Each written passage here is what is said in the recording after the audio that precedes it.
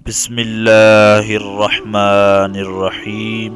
شروع اللہ کے نام سے جو بڑا مہربان نہایت رحم والا ہے۔ حضرت نوح علیہ السلام کی کشتی کس درخت سے بنی اور کتنا عرصہ لگا؟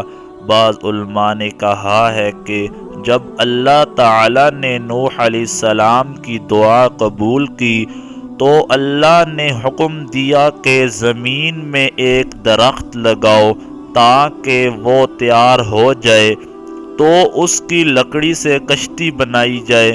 نوح علیہ السلام نے حکم کی تعمیل کی اور درخت لگایا اور 100 سال اس کے تیار ہونے کا انتظار کیا، پھر اس کو چیر کر کشتی کے لیے تختے بنائے۔ اس کی تیاری میں بعض کی رائے کے مطابق 100 سال اور بعض کے خیال کے مطابق 40 برس لگ گئے، واللہ اعلم۔ محمد بن اسحاق رحمۃ اللہ علیہ نے سوری رحمۃ اللہ سے بیان کیا ہے کہ وہ ساگو ان کی لکڑی تھی، اور بعض کہتے ہیں صنوبر درخت کی تھی، اور تورات میں اس دوسری رائے کے متعلق صراحت ہے۔ سوری رحمۃ اللہ نے کہا، اللہ تعالی نے نوح علیہ السلام کو حکم دیا کہ کشتی کی لمبائی 80 ہاتھ یعنی کہ 120 فٹ بنائی جائے اور اس کے اندرونی اور بیرونی دونوں حصوں پر تار کول لگائی جائے اور اس کا سامنے والا حصہ بلندی کو اٹھا ہوا ہو تاکہ وہ پانی کو چیر سکے۔ حضرت نوح علیہ السلام کی کشتی کی لمبائی اور چوڑائی کتنی تھی؟ حضرت قتادہ رحمۃ اللہ نے کہا، اس کی لمبائی 300 ہاتھ اور چوڑائی 50 ہاتھ تھی۔ تورات میں بھی یہی ہے جو مجھے دیکھنے کا موقع ملا ہے۔ حضرت حسن بصری رحمۃ اللہ نے کہا، اس کی 600 ہاتھ لمبائی اور 300 ہاتھ چوڑائی تھی۔ حضرت ابن عباس رضی اللہ عنہما نے کہا، لمبائی 1200 اور چوڑائی 600 ہاتھ تھی۔ ایک رائے یہ ہے کہ لمبائی 2000 اور چوڑائی 100 ہاتھ تھی۔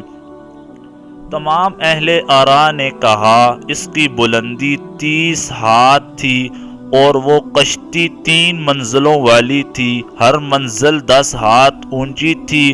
نچلا حصہ 4 پائیوں اور جنگلی جانوروں کے لیے تھا، درمیانی حصہ انسانوں کے لیے اور اوپر والا پرندوں کے لیے مخصوص تھا۔ اس کا دروازہ چوڑائی کی جانب تھا، اس کو اوپر سے ایک ڈھکن سے مکمل بند کر دیا گیا تھا۔ اللہ تعالی نے فرمایا، قال رب انصرنی بما کذبون۔ نوح علیہ السلام نے کہا، اے میرے رب میری مدد فرما کیونکہ انہوں نے میری تکذیب کی ہے۔ اگلی آیت کا مفہوم یہ ہے کہ اے نوح ہمارے حکم کے مطابق اور ہمارے سامنے کشتی تیار کرو تاکہ ہم ساتھ ساتھ درست کام کرنے پر تیری رہنمائی کرتے رہیں۔ پس جب ہمارا حکم آئے اور تنور جوش مارے تو ہر جانور چرند پرند میں سے ایک جوڑا کشتی میں سوار کر اور اپنے گھر والوں کو بھی، مگر جس کے متعلق ہمارا فیصلہ پہلے سے ہو چکا ہے ان کو سوار نہیں کرنا، اور ظالموں کے بارے میں مجھ سے بات نہ کرنا، یقیناً وہ ڈبو دیے جائیں گے۔ یعنی اللہ تعالی نے پہلے ہی نوح علیہ السلام کو بتا دیا تھا کہ جب اللہ کے فیصلہ کے مطابق عذاب آ جائے تو ہر قسم کے حیوانات میں سے ایک ایک جوڑا اور کھانے کی مناسب چیزیں کشتی میں سوار کر لینا تاکہ نسل قائم رہ سکے، اور ساتھ ہی اپنے گھر والوں کو بھی سوار کر لینا۔ اللہ جن کے بارے میں فیصلہ کر چکا ہے یعنی وہ کافر ہیں تو ان پر تیری دعا نافذ ہوگی، اور اللہ کا عذاب ان کو اپنی لپیٹ میں لے گا، ان سے عذاب نہیں ٹل سکتا۔ اللہ نے بھی یہی حکم دیا ہے کہ جب اللہ کی طرف سے عذاب نظر آ جائے تو کافروں اور ظالموں کے بارے میں مجھ سے بات نہ کرنا، کیونکہ اللہ کی طرف سے ان کی تباہی کا فیصلہ ہو چکا ہے، وہ فیصلہ واپس نہیں لیا جا سکتا، اور اللہ جو چاہتا ہے سو کرتا ہے۔ تنور سے کیا مراد ہے؟ تنور سے مراد جمہور کے نزدیک اس سے روئے زمین مراد ہے، یعنی زمین کے تمام اطراف سے زمین نے پانی باہر نکالنا شروع کر دیا، حتیٰ کہ تنور جو آگ کی جگہ ہوتی ہے اس سے بھی پانی ابلنے لگا۔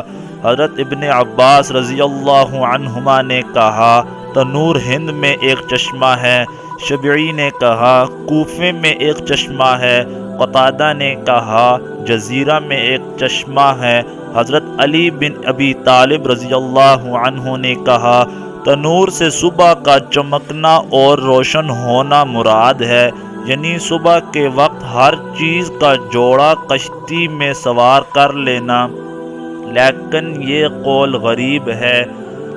اہل کتاب کے ہاں یوں ہے کہ جن جانوروں کا گوشت کھایا جاتا ہے ان میں سے ہر ایک 7 جوڑے اور اس کے علاوہ باقی جانوروں میں سے ایک ایک جوڑا اپنے ساتھ کشتی میں سوار کرنا، لیکن یہ ہماری سچی اور محفوظ کتاب کے مفہوم کے خلاف ہے، کیونکہ اس میں اثنین 2 کا لفظ ایک ایک جوڑا ہونے میں صریح ہے، اور یہ مفہوم قرآن کے اس وقت منافی ہوگا جب اثنین کو فعل کا مفعول بنائیں۔